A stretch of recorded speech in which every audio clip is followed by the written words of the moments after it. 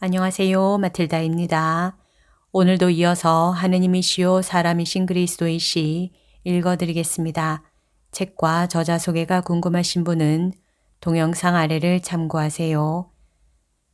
공생활 첫해 1장 나자렛을 떠나시면서 예수께서 어머니께 하직을 하신다. 지금부터 시작합니다. 유다인들이 예루살렘에서 대사제들과 레위지파 사람들을 요한에게 보내어 그가 누구인지 알아보게 하였다. 이때 요한은 이렇게 증언하였다. 나는 그리스도가 아니요. 그는 조금도 숨기지 않고 분명히 말해주었다. 그들이 그러면 누구란 말이요? 엘리야요? 하고 다시 묻자 요한은 또 아니라고 대답하였다. 그러면 우리가 기다리던 그 예언자요? 그들이 다시 물었을 때 요한은 그도 아니라고 하였다. 우리를 보낸 사람들에게 대답해 줄 말이 있어야 하겠으니 당신이 누군지 좀 알려주시오. 당신은 자신을 누구라고 생각하고 있소? 이렇게 다그쳐 묻자 요한은 그제야 나는 예언자 이사야의 말대로 주님의 길을 곧게 하라 하며 광야에서 외치는 이의 소리요. 하고 대답하였다. 그들은 바리사이파에서 보낸 사람들이었다. 그들은 또 요한에게 당신이 그리스도도 아니요 엘리야도 아니요 그 예언자도 아니라면 어찌하여 세례를 베푸는 거요? 하고 물었다. 요한은 이렇게 대답하였다. 나는 다만 물로 세례를 베풀 따름이요. 그런데 당신들이 알지 못하는 사람 한 분이 당신들 가운데 서 계십니다. 이분은 내 뒤에 오시는 분이지만 나는 이분의 신발끈을 풀어드릴 만한 자격조차 없는 몸이요. 이것은 요한이 세례를 베풀던 요르단강 건너편 베타냐에서 일어난 일이었다. 그러고는 요르단강 부근의 모든 지방을 두루다니며 회개하고 세례를 받아라. 그러면 죄를 용서받을 것이다. 하고 선포하였다. 이것은 예언자 이사야의 책에 기록된 말씀대로였다. 광야에서 외치는 이의 소리, 너희는 주의 길을 닫고 그의 길을 고르게 하여라. 모든 골짜기는 메워지고 높은 산과 작은 언덕은 눕혀져 굽은 길이 곧아지며 험한 길이 고르게 되는 날 모든 사람이 하느님의 구원을 보리라. 요한은 자기에게 세례를 받으러 나오는 사람들에게 이렇게 말하였다. 이 독사의 족속들아, 닥쳐올 징벌을 피하라고 누가 일러주더냐? 너희는 회개했다는 증거를 행실로 보여라. 그리고 아브라함이 우리의 조상이다 하는 말은 아예 하지도 마라. 사실 하느님은 이 돌들로도 아브라함의 자녀를 만드실 수 있다. 도끼가 이미 나무 뿌리에 닿았으니 좋은 열매를 맺지 않는 나무는 다 찍혀 불 속에 던져질 것이다. 군중은 요한에게 그러면 우리는 어떻게 해야 하겠습니까? 하고 물었다. 요한은 속옷 2벌을 가진 사람은 1벌을 없는 사람에게 주고 먹을 것이 있는 사람도 이와 같이 남과 나누어 먹어야 한다. 하고 대답하였다. 세리들도 와서 세례를 받고 선생님, 우리는 어떻게 했으면 좋겠습니까? 하고 물었다. 요한은 정한 대로만 받고 그 이상은 받아내지 마라 하였다. 군인들도 저희는 또 어떻게 해야 합니까? 하고 물었다. 요한은 협박하거나 속임수를 써서 남의 물건을 착취하지 말고 자기가 받는 봉급으로 만족하여라 하고 일러주었다. 백성들은 그리스도를 기다리고 있던 터였으므로 요한을 보고 모두들 속으로 그가 혹시 그리스도가 아닐까 하고 생각하였다. 그러나 요한은 모든 사람에게 이렇게 말하였다. 나는 너희에게 물로 세례를 베풀지만 이제 멀지 않아 성령과 불로 세례를 베푸실 분이 오신다. 그분은 나보다 더 훌륭한 분이어서 나는 그분의 신발끈을 풀어드릴 자격조차 없다. 그분은 손에 키를 들고 타작마당의 곡식을 깨끗이 가려 알곡은 모아 곡간에 들이고 쭉정이는 꺼지지 않는 불에 태우실 것이다. 그 밖에도 요한은 사람들에게 여러 가지로 권하면서 복음을 선포하였다. 요한복음 1장 19절에서 28절, 루카복음 3장 3절에서 18절. 환시는 영성체 때 시작되었다. 나자렛의 집 내부가 보인다. 가족이 식사를 하고 쉬는 시간에 휴식을 취하는 거실 같은 방이 보인다. 장방형의 식탁 하나와 벽에 기대 놓은 일종의 궤 하나만이 있는 아주 작은 방이다. 이 궤 같은 것은 식탁 한쪽의 의자로 쓰인다. 다른 벽들 앞에는 배틀과 등받이 없는 걸상이 놓여 있고 그 다음에는 다른 걸상 둘과 기름 등잔들과 다른 물건들이 놓여 있는 겹친 선반 하나가 있다. 새로 돋아나는 잎들로 겨우 푸르러지기 시작하는 높은 나무 꼭대기에 마지막 햇살만이 걸려있는 것을 보면 아마 저녁이 되어가는 모양이다. 식탁에는 예수께서 앉아 계신다.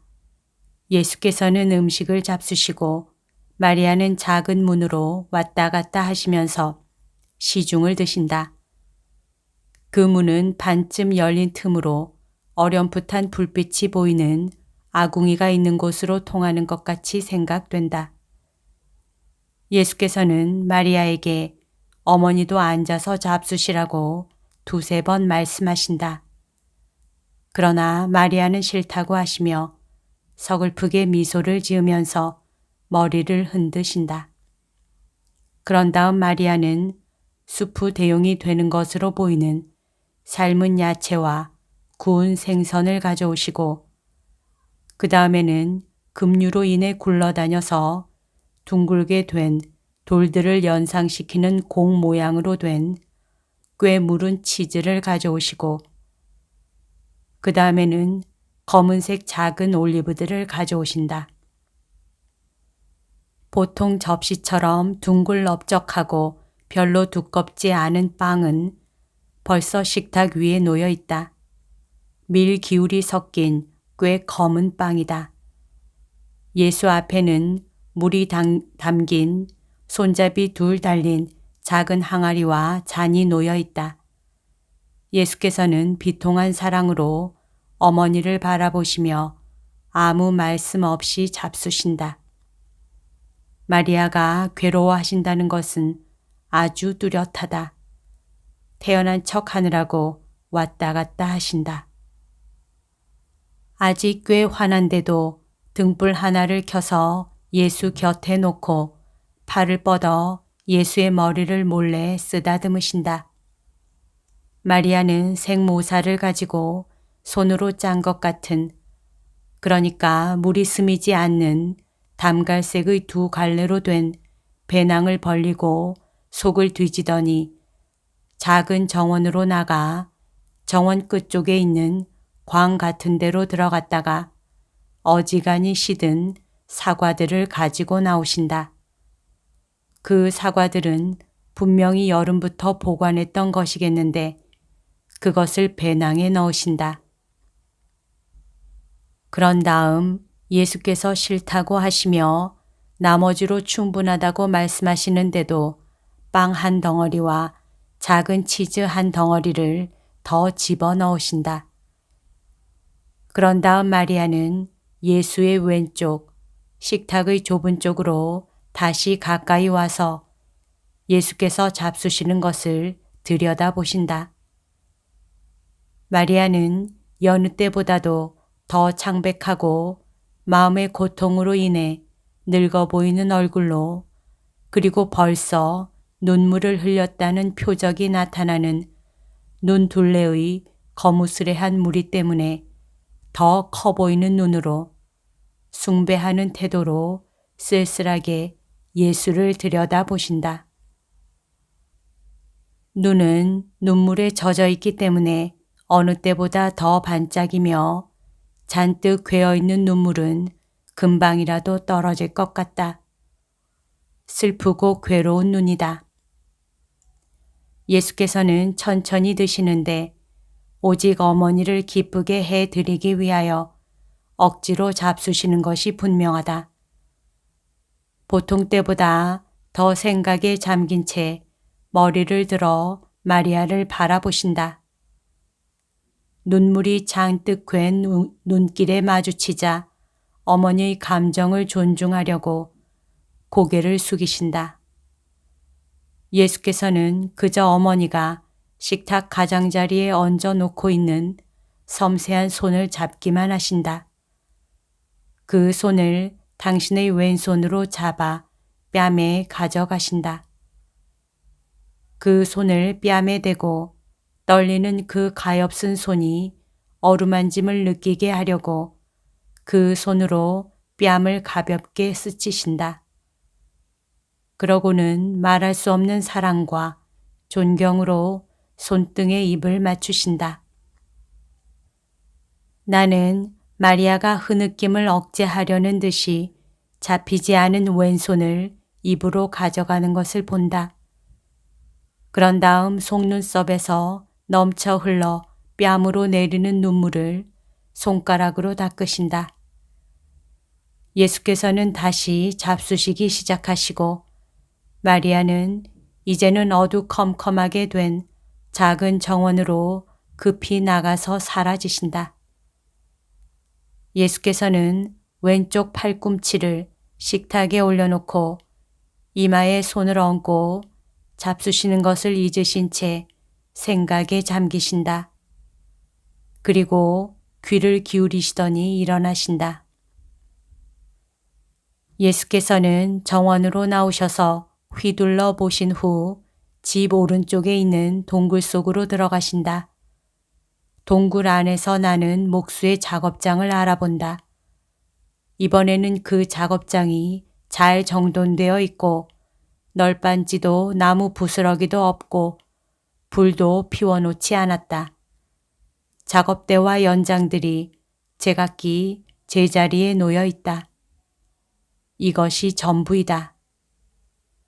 작업대 깃에서 마리아가 우신다. 어린아이 같다. 머리는 구부린 왼팔에 얹혀 있다. 소리 없이 그러나 비통하게 우신다. 예수께서는 조용히 들어오셔서 어떻게나 가벼운 걸음으로 가까이 가셨는지 마리아는 아들이 애정 담긴 비탄한 어조로 어머니 하고 부르면서 손을 머리에 갖다 댈 때에야 알아차린다. 마리아는 고개를 들고 눈물 어린 눈으로 예수를 쳐다보신다. 그리고 양손을 모으고 예수의 오른팔에 의지하신다.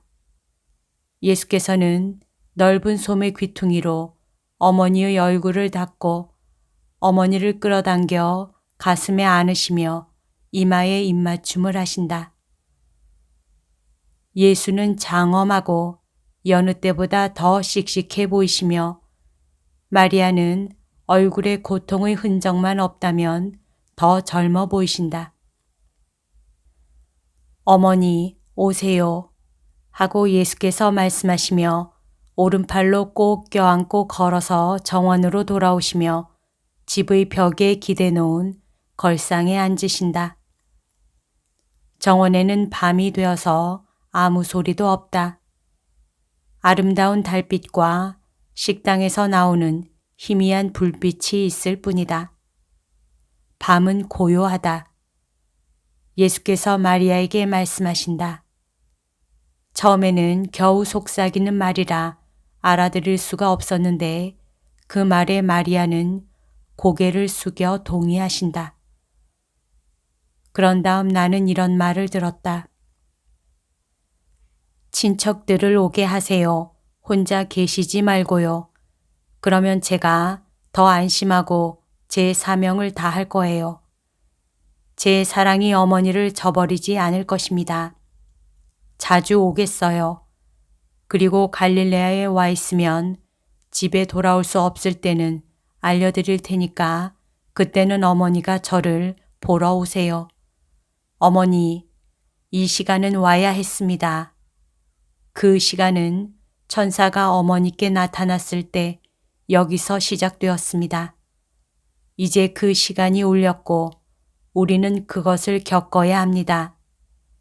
어머니, 그렇지요. 그 뒤에는 시련을 이긴 다음의 평화와 기쁨이 올 것입니다. 우리는 옛날 조상들처럼 언약된 땅에 들어가기 위해 우선 이 광야를 건너가야 합니다. 그러나 주께서 우리 조상들을 도와주신 것과 같이 우리를 도와주실 것입니다. 주께서는 당신 도움을 정신적인 만나같이 주셔서 시련이 가장 심할 때 우리 정신을 강하게 하실 것입니다. 함께 우리 아버지께 말씀드립시다. 예수께서 일어나시고 마리아도 같이 일어나신다. 두 분은 눈길을 하늘로 돌리신다. 밤중에 빛나는 살아있는 두 재물이다. 예수께서는 주 기도문을 천천히 그러나 단어들을 똑똑 떼어가며 맑은 목소리로 외신다. 아버지의 나라가 임하시며 아버지의 뜻이 이루어지소서 하는 이 두 구절은 다른 구절들과 떼어서 강조하신다. 예수께서는 팔을 벌리고 기도하시는데 정확히 십자가 모양으로 벌리지 않고 사제가 주님께서 여러분과 함께 할 때와 같은 모양으로 벌리신다. 마리아는 손을 합장한 채로이다. 그런 다음 두 분은 집으로 돌아오신다. 그런데 나는 예수께서 포도주 드시는 것을 본 일이 없었는데 예수께서는 겹친 선반 위에 있는 작은 항아리에서 흰 포도주를 잔에 좀 따라 가지고 식탁으로 가신다. 그리고 마리아의 손을 잡아 당신 곁에 앉히시고는 그 포도주를 억지로 마시게 하시고 포도주에 빵의 부드러운 부분 한 조각을 담갔다가 마리아에게 들게 하신다. 하도 간청하시는 바람에 마리아는 굴복할 수밖에 없다. 예수께서 나머지 포도주를 드신다. 그런 다음 어머니를 가슴에 꼭 껴안으신다. 예수와 마리아는 길게 누워 계시지 않고 우리가 식사할 때처럼 앉아 계신다. 두 분은 말이 없이 기다리신다. 마리아는 예수의 오른손과 무릎을 어루만지신다. 예수께서는 마리아의 팔과 머리를 쓰다듬으신다. 그런 다음 예수께서 일어나시고 마리아도 같이 일어나신다.